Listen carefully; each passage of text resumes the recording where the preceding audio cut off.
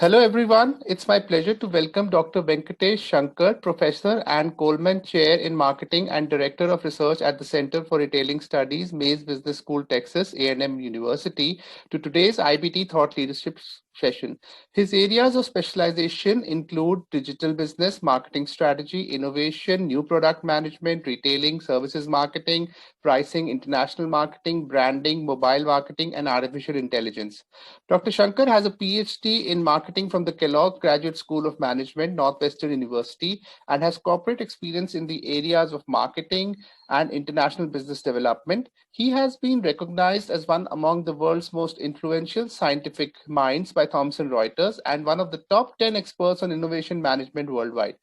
Dr. Shankar has consulting or executive teaching experience with organizations such as Allstate, Capgemini, Ernst& Young, Colgate-Palmolive, Deloitte, GlaxoSmithKline, Halliburton, Hewlett-Packard, HSBC, IBM, Intel, Lockheed Martin, Lucent Technologies, Marriott International, Medtronic, Microsoft, Northrop Grumman, PepsiCo, PNC Bank, Philips, and Volvo.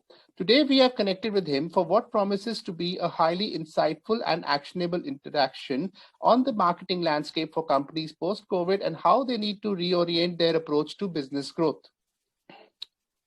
Hello, sir, and thank you so much for joining us on this IBT Thought Leadership platform today. Thank you very much for having me, Virat. Pleasure to be here.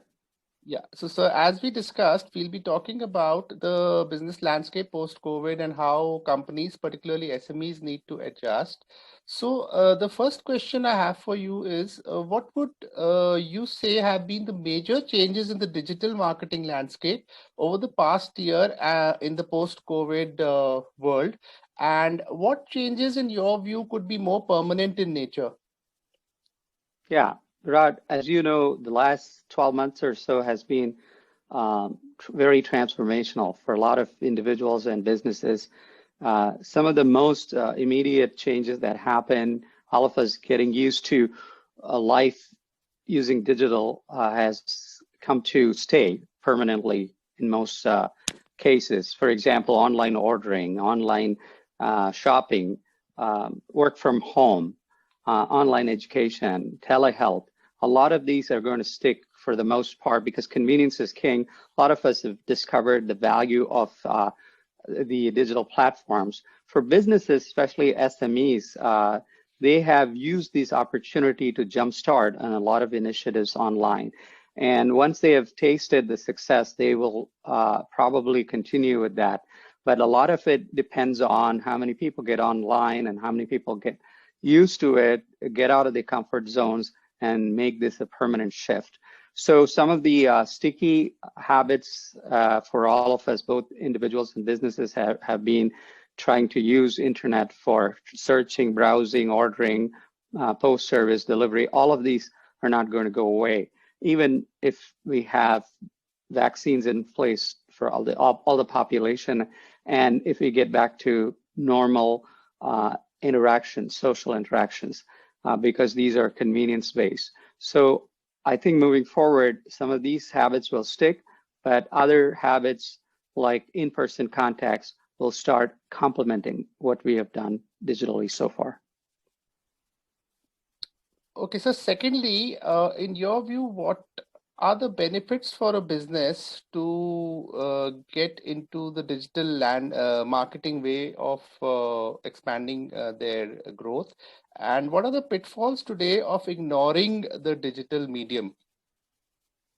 As you know, digital platforms and digital media and digital marketing have become table stakes today in today's business for SMEs. So that means it's absolutely necessary for businesses to be online using all the digital platforms.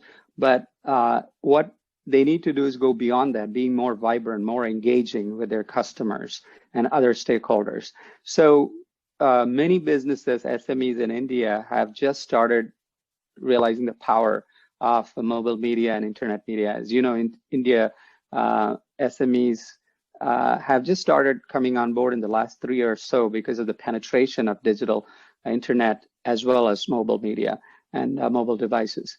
And so it'll take a little bit of time for some of these businesses to realize the full value For example, payments, digital payments will become very commonplace, and that's where SMEs can benefit a lot in India.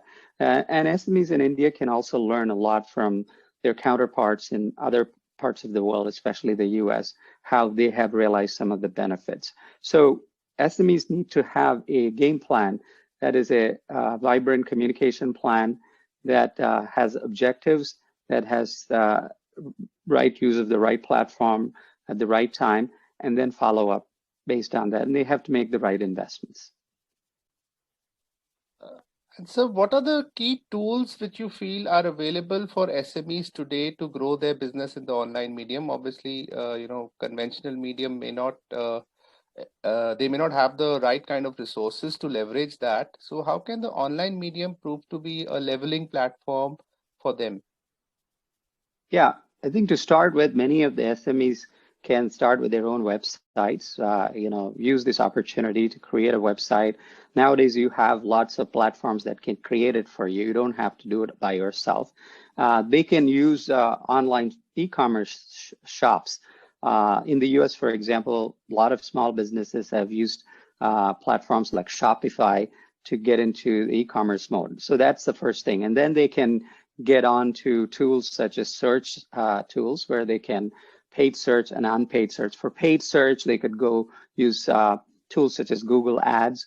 And for unpaid search, they can use search engine optimization. This is to attract visitors, make people aware of their businesses, make sure the customer is able to discover and find them. Then they can use a lot of social media platforms, and social media in India is very, very powerful and growing. And so this would be a valuable opportunity. I mean, platforms such as Facebook, Twitter, LinkedIn, Instagram, TikTok. Well, TikTok is banned right now. So any platform that reaches the customers. One of the advantages of the digital media, using digital media, is that the cost is not enormously high, and firms can quickly learn and find out what is working, what is not working, and this is how they can jumpstart on it. And typically, they don't have to have a lot of team of people doing this. Even with one or two persons, they can get started, and then they can grow their businesses. And sir, in your view, what are the major constraints or stumbling blocks which prevent SMEs today from adopting digital, and how do you feel they can be addressed, or even if you feel government can play a role or some way industry can collaborate? Yeah, I think the first and foremost barrier to adoption is inertia, right? A lot of SMEs are based in smaller places like rural India. The good thing is that in the last couple of years or so, India's rural mobile penetration and internet penetration has gone up significantly. And so that would help a lot. But inertia is being unsure and unaware of the potential, the risks of being in the digital media. All these things have kept a lot of SMEs from using it. And also perception of a lot of SME owners thinking that their customers may not use the digital media as much. And sometimes that could be very harmful for them, because by the time they realize their customers are already using that, they move to other suppliers or vendors, they could be losing out. Another stumbling block is the owner's time. Many SMEs are 1%, 2% outfits. And what happens, Virat, is that they spend most of their time with other aspects of their business. So in a survey in the US, we found that about 2/3 of the entrepreneurs, SME entrepreneurs, take on at least 3 functions, including marketing. And then marketing gets short shrift. And because of that, they may not be able to spend enough time. So all these things compound and inhibit or prevent SMEs from using or leveraging the digital platforms and media fully. But they have to get started. The good thing is that there is no perfect strategy to begin with. Most firms start somewhere, learn along the way, and then quickly get onto what works for them. So next, I want to ask you whether a business is in B2B or B2C model, how will the online marketing strategy and framework differ in both these situations? Okay, If you look at the major difference between B2B and B2C, in B2C, it is a lot of customers, right? So the reach has to be a very important goal for B2C marketers. Whereas in B2B, more concentrated, many times geographically concentrated. And B2B customers are also very focused on their needs. B2C customers, there could be so many different segments with differences in their needs and wants. So these kinds of differences, plus the sales cycle in B2B is much longer than B2C.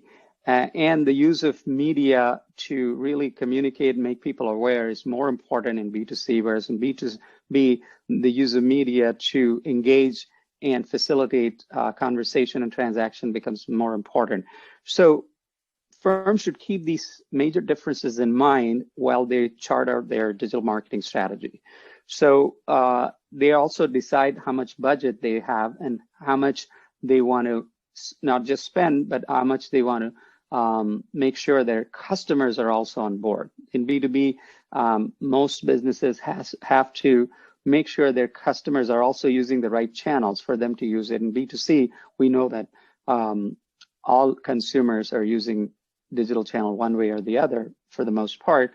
And so there are opportunities to reach everyone through digital channels in B2C, whereas there may be limited opportunities in B2B, but you have to find the right platform.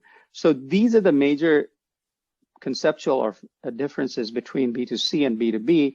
But having said that, even within B2B or B2C, there are some differences in terms of how firms can go about it, right? Within B2B, depending on what industry you are in, might call for. So if you're in the tech industry, B2B, SME, the use of digital media and platforms are very high. But if you're non-tech industry, so for example, if you're in lumber, if you are in very mundane industries like commodities, there could be cases particularly where your customers and the benefits that they can get from digital channels is not as high. So you have to find out creative ways in which you can use the B2B platforms for their benefits. So bottom line is you have to go deep into your own space, which businesses you are in, and try to develop the right digital communication strategy for your particular audience. Okay, and sir, what is the relevance of having an online presence today for your brand identity and recognition, and and how has it changed the traditional branding approach, which we maybe even had around 10 years ago? How has that actually transformed with the revolution in digital marketing? Right, that's a great question. 10 years ago, or maybe 20 years ago in India, brand communication was primarily target driven, goal driven. Most of the consumer packaged goods companies that are successful used to use the mass media to reach them and then go after the segment and carefully cultivate and articulate a positioning. With digital media, what happens is the consumers are in charge, and many times the consumers even start advocating and owning the brand. So companies have to recognize that first off. For example, social media, most of the brand identities are shaped by the consumers and the digital users. So the role of the company in B2C now is to shape that, to make sure that they have a role in those conversations and want to navigate those conversations towards the brand's identity and presence.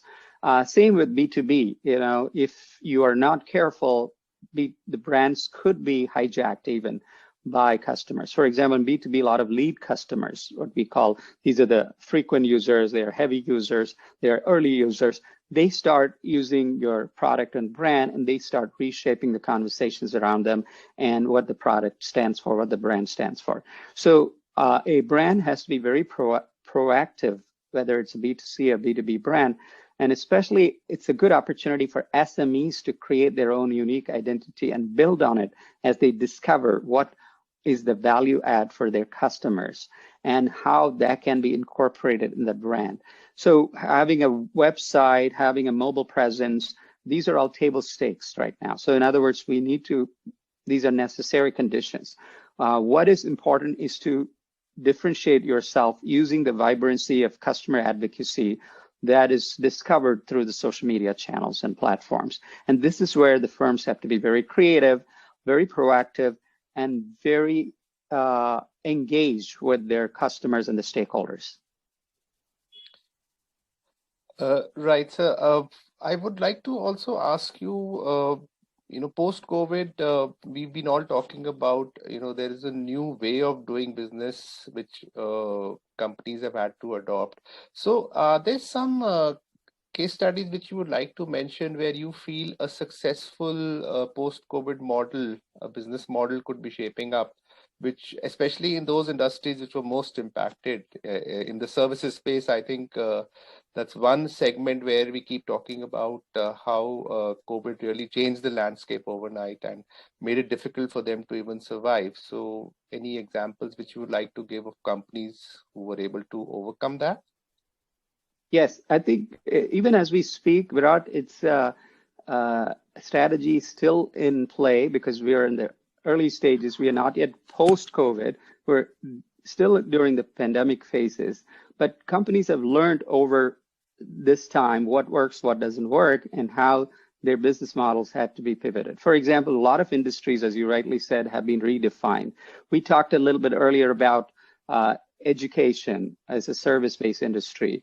We talked about medicine, right? Which is, again, doctors offering services, and patients receiving those services. That's being redefined. We talked about retailing, for which I am very intimately involved. Retailing has been permanently shifted, almost disrupted overnight by the pandemic. All the brick and mortar stores had to close down in droves.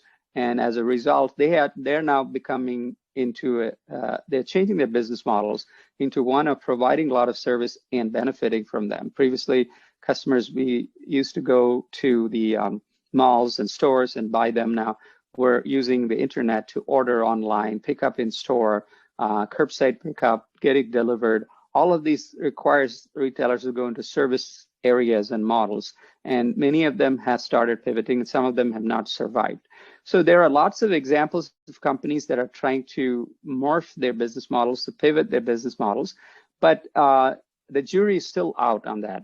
So there is no one firm or two firms that would say that I have successfully really changed the whole business from where I was.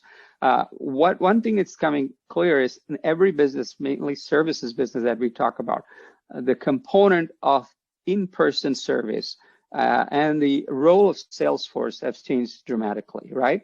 So now companies used to spend a lot on pre-sales lead generation, using face-to-face means, post-sales service, all those things in services business have now been, most of them have transitioned to online. So they're doing most of it digitally as much as possible. And the face-to-face or in-person contacts and persuasion that is very necessary in many B2B settings is now coming down to necessary or bare minimum. And that is a lesson that they are learning. And even customers have learned to accept that they don't require a lot of face-to-face or in-person meetings for them to select a vendor or supplier. And so that is one way in which services are reshaping the components of their business models where they add value to the client or customers are changing, and the use of digital. So when we get out of the COVID-19 pandemic, finally, we don't know how it's going to look like, but definitely these sticky digital initiatives, digital value adds that have happened during the pandemic is likely to stick. So going forward, most of the businesses should be very strong and embrace themselves to be competitive in their businesses through the digital strengths that they've built during this pandemic period. Finally, sir, I'm tempted to ask this question that, there is a fear or apprehension that digital might affect the traditional sales marketing roles in an organization. So to what extent would they replace, or to what extent they can complement? And what would you suggest to people who are in these roles in an organization to ensure that they continue to progress in their career in the way they would like? That's an excellent question. It's almost an existential question for a lot of marketing professionals, and in many other areas too. They're getting redefined. As you know, digital is just the beginning, because with digital, we now are talking about machine learning and AI and automation, which is the one that everybody's fearful about replacing their jobs. By a lot of estimates, we know that AI and automation could replace or make more people redundant in industries. For example, retailing that I talked about, about 1/3 of the jobs in retail could be replaced or redefined.